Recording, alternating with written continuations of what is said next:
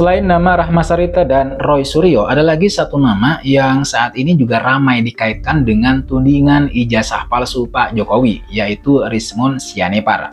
Entah bagaimana ceritanya, ketika negara butuh stabilitas, dia hadir membawa tudingan yang kemudian mengguncang kepercayaan publik. Bukan kritis tapi provokatif, bukan memperbaiki tapi memecah belah. Apa motif sebenarnya di balik tuduhan liar terhadap Pak Jokowi? Apakah ini bentuk kebencian pribadi atau ada misi tersembunyi untuk kemudian menghancurkan kredibilitas Pak Jokowi? Siapakah sebenarnya Rizmon Sianipar ini dan mengapa dia menjadi ancaman bagi negara kita, Indonesia? Selamat datang kembali di channel Aktivisme. Hari ini kita masih akan membahas topik yang sama, yaitu soal ijazah palsu Pak Jokowi. Tapi pembahasan akan lebih mengerucut pada bagaimana figur seperti Rizmon Sianipar dan rekan-rekannya ini yang katanya sudah masuk pada wilayah orang-orang yang berbahaya terhadap negara kita. Sekali lagi, keberbahayaan orang ini dan kawan-kawannya, artinya Rizmon CS, bagi negara adalah bersumber dari tuduhan atau tudingan mereka terhadap ijazah Pak Jokowi yang katanya palsu.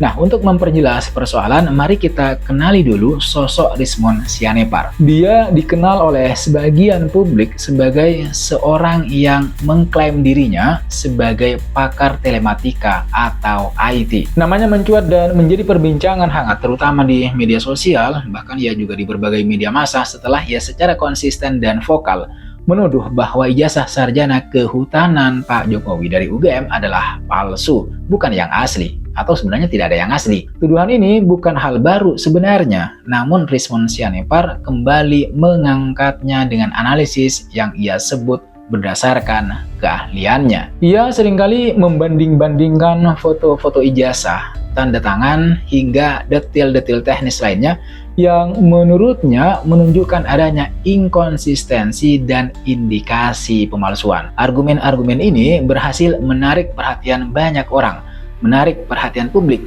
baik yang pro maupun yang kontra. Penting untuk dicatat bahwa tuduhan ini itu sangat serius. Kenapa? Karena menyangkut integritas dan legitimasi Presiden ke-7 Republik Indonesia, Pak Joko Widodo. Implikasinya tidak hanya bersifat personal bagi Pak Jokowi saja, tetapi juga berpotensi mengganggu stabilitas dan kepercayaan publik terhadap institusi kepresidenan. Singkat cerita, sebenarnya kita memiliki dua narasi yang berseberangan. Klaim pemalsuan dari Rizmon Sianipar CS dan bantahan serta verifikasi dari institusi resmi. Sekarang mari kita masuk ke pertanyaan inti.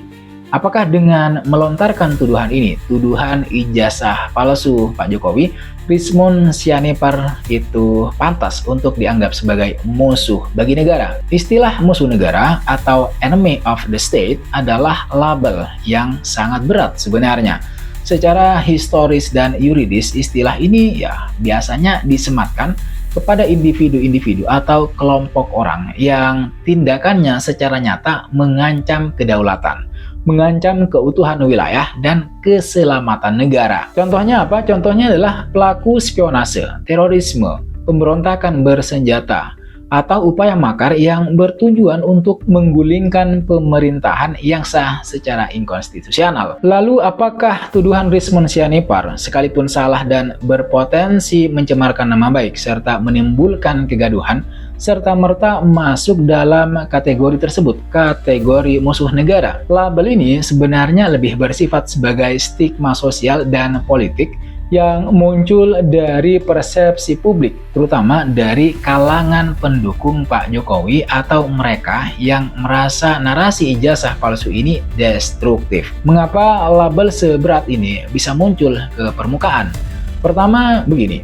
Tuduhan terhadap Pak Jokowi mengenai hal fundamental seperti keabsahan pendidikannya, teman-teman sekalian, jika tidak berdasar dan terus digaung-gaungkan ke publik, dianggap sebagai upaya untuk mendelegitimasi institusi kepresidenan dan pemerintahan secara keseluruhan. Ini berpotensi untuk merusak kepercayaan publik terhadap negara, terhadap pemerintah. Kedua, penyebaran informasi yang dianggap bohong atau disinformasi secara masif dan berkelanjutan itu dapat dikategorisasikan sebagai tindakan yang mengancam stabilitas sosial dan keamanan nasional. Dalam konteks ini, Undang-Undang ITE itu kan seringkali menjadi rujukan di mana penyebaran berita bohong yang menimbulkan keonaran itu dapat dipidana. Kemudian yang ketiga, kegigihan Rismond CS. Meskipun telah ada bantahan resmi begitu, dipandang oleh sebagian pihak, sebagian kalangan, ini adalah bentuk pembangkangan atau bahkan upaya subversif. Mereka ini dianggap tidak menghormati proses hukum dan institusi resmi, serta memiliki agenda tersembunyi untuk menciptakan kekacauan. Kemudian secara psikologis, pelabelan musuh negara itu juga bisa menjadi mekanisme pertahanan dari kelompok yang merasa terancam oleh narasi tersebut. Ini adalah cara untuk mendelegitimasi argumen lawan dengan menyerang karakter atau intensi pembawanya. Maka disinilah kita perlu berhati-hati sebenarnya. Hakikatnya seperti itu.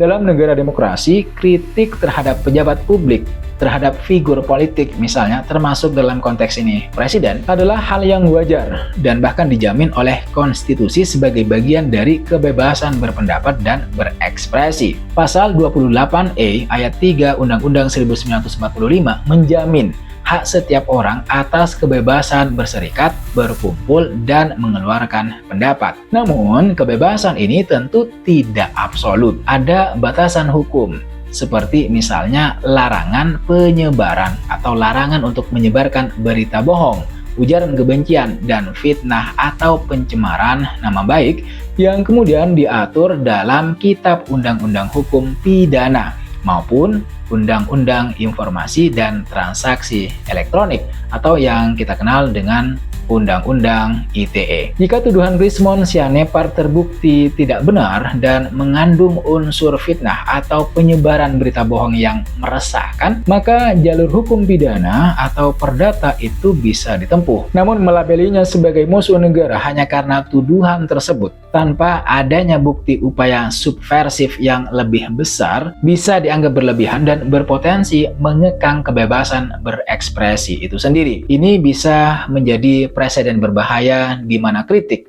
sekalipun keliru, dapat dengan mudah dibungkam dengan stigma yang sangat-sangat negatif. Sangat berbahaya sebenarnya. Dari perspektif hukum, jika ada pihak yang merasa dirugikan oleh pernyataan Rismond Sianipar ini, termasuk dalam konteks ini Pak Jokowi secara pribadi atau institusi kepresidenan, mereka memiliki hak untuk kemudian menempuh jalur hukum, dan ini sudah berjalan saat ini. Kemudian proses pembuktian itu akan terjadi di pengadilan. Rismond Sianipar sebagai penuduh juga sudah diminta untuk membuktikan klaimnya.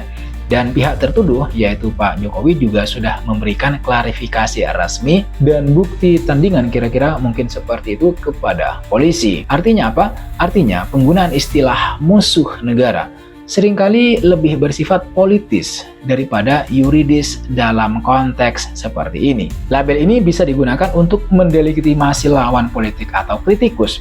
Kita harus membedakan antara kritik bahkan yang keras atau keliru sekalipun dengan tindakan yang secara aktif bertujuan untuk merusak negara. Kemudian dampak sosial dari tuduhan semacam ini juga tidak bisa dianggap remeh teman-teman sekalian. Di tengah masyarakat yang sudah terpolarisasi, isu seperti ini itu dapat dengan mudah memperkeruh suasana, memicu ketidakpercayaan terhadap institusi, dan juga dapat mengalihkan perhatian dari isu-isu substantif lainnya yang lebih penting, yang lebih besar bagi kemajuan bangsa dan negara kita. Penyebaran informasi yang belum terverifikasi kebenarannya, apalagi jika disengaja untuk tujuan tertentu, jelas dapat merusak tatanan sosial dan demokrasi. Oleh karena itu, literasi digital dan kemampuan berpikir kritis masyarakat itu menjadi sangat penting saat ini untuk menghadapi situasi seperti sekarang. Kita perlu bijak dalam menerima dan menyebarkan informasi, selalu mencari sumber yang kredibel dan tidak mudah terprovokasi oleh narasi-narasi yang belum jelas kebenarannya seperti apa. Oleh sebab itu, penting untuk menggarisbawahi bahwa kritik terhadap pemerintah dan pejabat publik adalah pilar demokrasi. Itu pemahaman yang perlu kita dalami. Kritik berfungsi sebagai mekanisme kontrol agar kekuasaan itu tidak absolut dan berjalan sesuai koridor hukum serta aspirasi rakyat, aspirasi publik. Namun kritik yang dilontarkan idealnya seharusnya bersifat konstruktif, berbasis data dan fakta yang valid, serta juga disampaikan dengan cara yang beradab, yang beretika. Ketika kritik berubah menjadi tuduhan serius tanpa dasar bukti yang kuat, apalagi ini menyangkut hal fundamental seperti keabsahan dokumen seorang pemimpin, seorang Presiden Republik Indonesia ke-7, maka ia berpotensi melanggar batas. Siapapun yang melontarkan tuduhan, publik memiliki tanggung jawab untuk kemudian membuktikannya. Jika tidak, ia harus siap menghadapi konsekuensi hukum atas pernyataan-pernyataannya itu. Misalnya atas dasar pencemaran nama baik atau penyebaran berita bohong atau disinformasi.